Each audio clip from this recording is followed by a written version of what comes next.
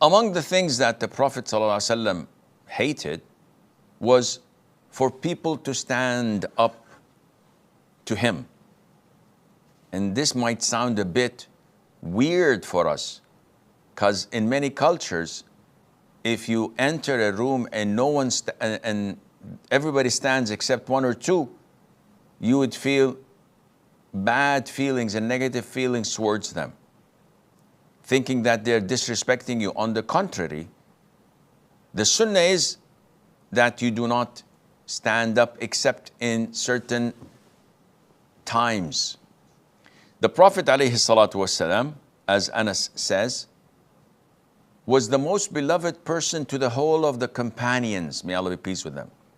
However, whenever they see the Prophet ﷺ, they would not stand up because they know that he hated this.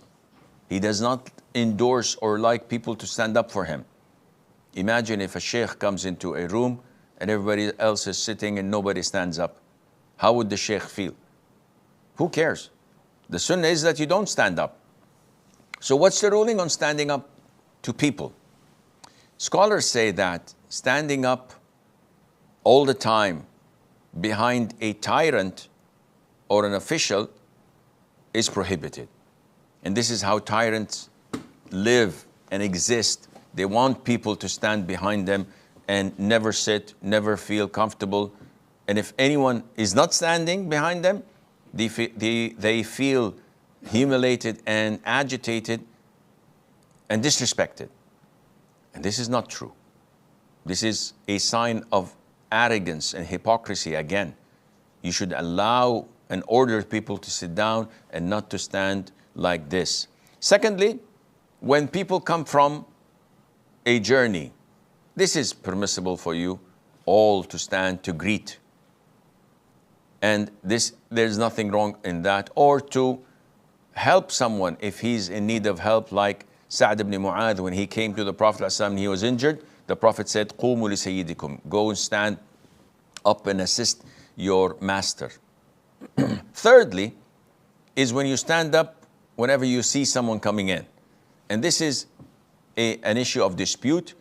It seems that it is totally prohibited when the person coming in wants people to stand up for him, because this is a sign of arrogance.